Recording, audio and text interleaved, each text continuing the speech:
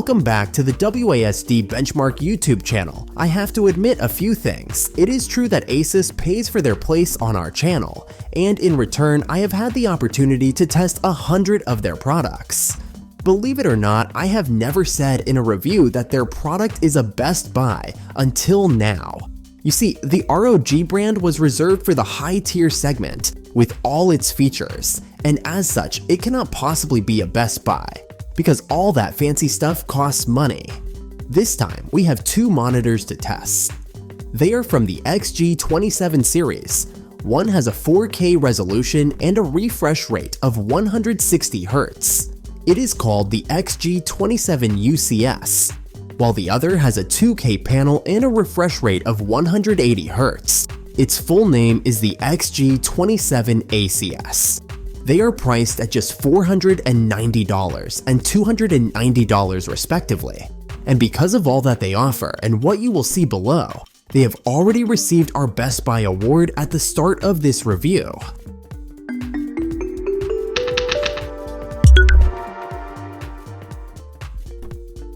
I said at the start of this review that the monitors are basically the same, and even their full names differ by one letter.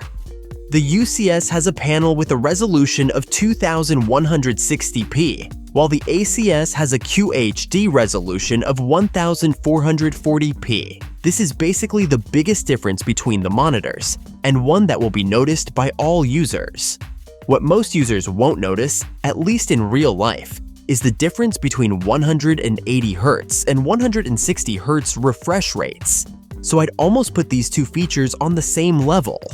In addition to the resolution and refresh rate, the panels also offer us different lighting, with the 4K monitor being slightly brighter. So we have a declared 400 candelas per square meter in SDR mode, and 450 candelas when HDR is switched on.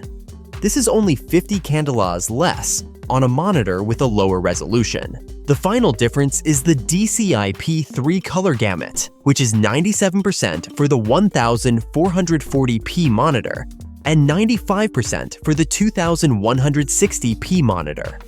Everything else is exactly the same. The design of the monitor itself is what you would expect from ROG products, with the exception of a few exclusive things reserved for more expensive products. You can adjust the height of the screen, rotate it 45 degrees to either side, and the design allows it to be tilted 20 degrees forwards and 5 degrees backwards. There is also a 90-degree rotation that opens up portrait mode and support for 100x100 VESA mounting. The certificates you see on the screen confirm that these are high-quality monitors that will cost you extra resources, not to mention money. In terms of ports, both monitors have one DisplayPort and HDMI, a 3.5mm audio port, and a USB-C slot. There is also a difference in the version of the HDMI port, where the cheaper monitor has a built-in 2.0 version, and the more expensive one has a 2.1 version of the HDMI port. However, my strong advice is to use the DisplayPort cable that comes with the monitor to get the most out of it. One of the coolest things is a holder for a mobile phone, which allows you to transfer an image to the monitor via the USB-C port, so you can easily charge it or just put it away. The rotation ring also has engraved lines that tell you exactly how many degrees the monitor has been rotated.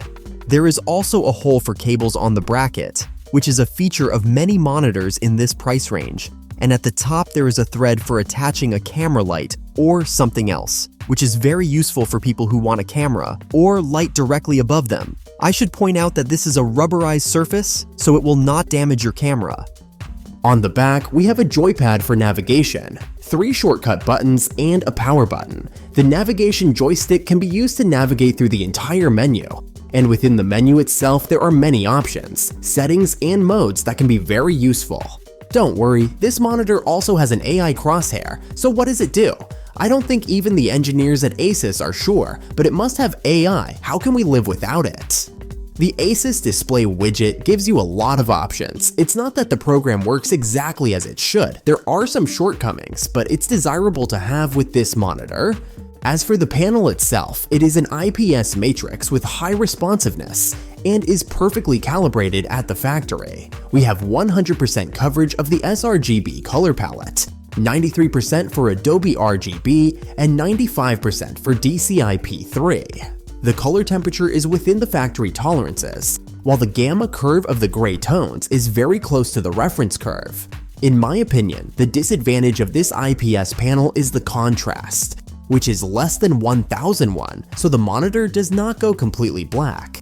But on the other hand, we have excellent illumination for SDR and HDR modes, so you can use the monitor in daylight without any problems, all with the help of an anti-reflective coating. The panel is not completely even, as the LED panels are set at the factory to light up the center first and the edges least.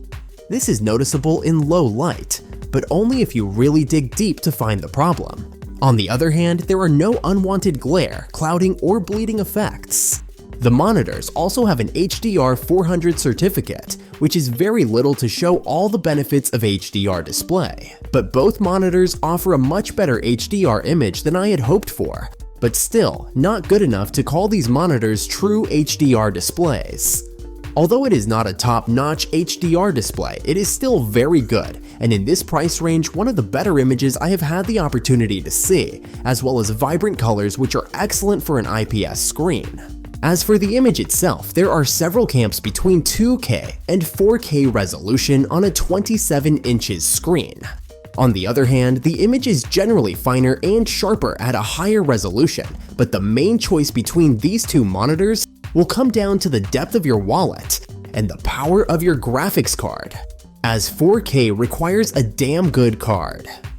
Asus has so far excluded this middle ground and reserved it for the TUF monitors, but it seems to me that they have adopted the Apple ladder policy, that it is always better to pay a little more for a product, because you get more than the difference in money in return, which is the case with this monitor.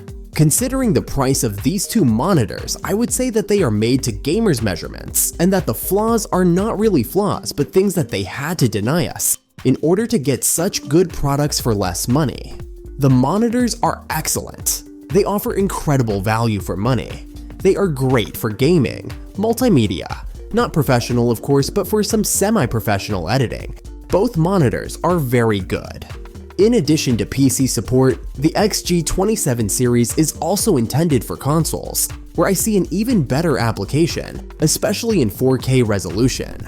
The image on both panels is right out of the box, the latency is minimal, and on top of that you get almost the full package of ROG features. On the downside, the USB-C port's performance is poor, especially in DP alt mode. The lighting is uneven, especially around the edges. The HDR display is lacking, although it is better than the competition, and of course the contrast is low. It's clear that they've had to sacrifice some things to get amazing performance at a very affordable price. So I have no hesitation in awarding this monitor the Best Buy award. And the proof is that last year I paid a little more for a monitor that was visibly inferior to the XG27UCS. That's all from me for today. Let me know what you think of these monitors. I'm particularly interested in hearing from you users, as some complain that the chip overheats and the monitor switches off from time to time in these hot days. It's a real pleasure to test products that justify every one of our hard-earned dollars. Take care, and see you soon.